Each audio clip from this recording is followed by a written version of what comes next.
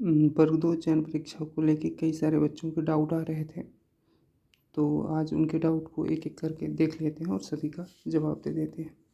पहला तो फॉर्म भरने की जो आखिरी डेट है वो 11/2/2025 है और आवेदन पत्र को संशोधित करने की अंतिम तिथि जो है तो 6/2/2025 है।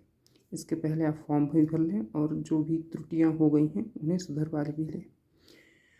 एक सवाल जो सबसे ज़्यादा आ रहा है वो गेस्ट फैकल्टी को लेके आ रहा है। तो ये पूछा जा रहा है बच्चों द्वारा कि क्या प्राइवेट स्कूल का एक्सपीरियंस चल जाएगा? तो प्राइवेट स्कूल का नहीं चल पाएगा। कुछ लोगों का सवाल ये है कि 1 साल का अनुभव है और दूसरा साल चल रहा है, तो क्या वो गेस्ट में भर सकते हैं? तो वो नहीं भर सकते। कुछ लोगों का सवाल ये है कि 2 साल का अनुभव है और तीसरा साल चल रहा है, तो उनके लिए डीपीआई ने जो है तो एक्सपीरियंस सर्टिफिकेट जारी करने का या ऑनलाइन बनवाने का इस समय पे पोर्टल ओपन कर दिया है, तो वो जाके अपना बनवा सकते हैं, है ना? और वो लोग फॉर्म भरने के लिए एलिजिबल हैं।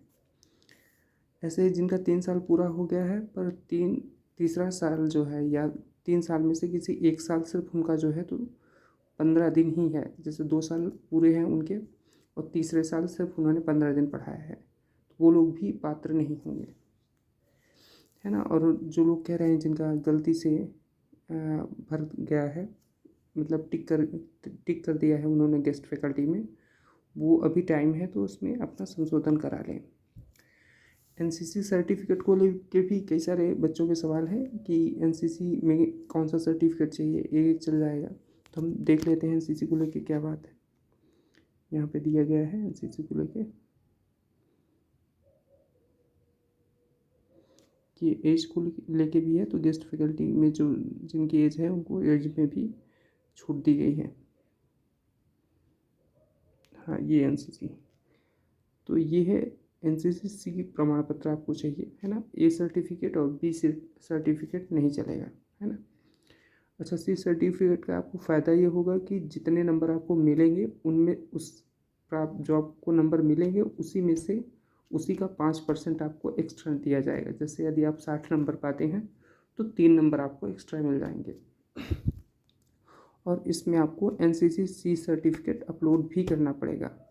ऐसे ही गेस्ट फैकल्टी का भी आपको एक्सपीरियंस सर्टिफिकेट, सभी जितना भी एक्सपीरियंस सर्टिफिकेट है सभी आपको अपलोड करने होंगे।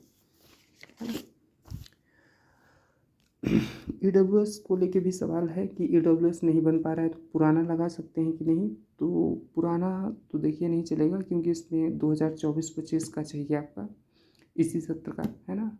और इसमें ईडब्ल्यूएस सर्टिफिकेट भी अपलोड होगा, है ना? तो देख लीजिए, है ना? और लास्ट डेट के पहले फॉर्म भर दीजिए, है ना?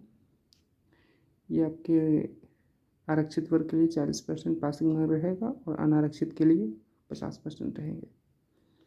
और किसी के कोई डाउट हो तो आप पूछ सकते हैं, मैसेज कर सकते हैं, है ना? कुछ लोग पूछ रहे थे कि जो शासकीय सेवा में है उनके पास अनुभव भी है, तो वो क्या अनुभव का फ़ायदा ले सकते हैं कि नहीं?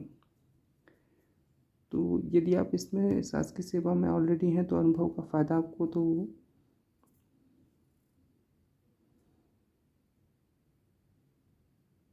अनुभव का फ़ायदा आपको यहाँ पे जो है तो नहीं मिल पाएगा, है ना? आप शासकीय सेवा में हाँ कर देंगे तो यहाँ आपको फिर ना करना पड़ेगा। एनसीसी का फ़ायदा आप ले सकते हैं।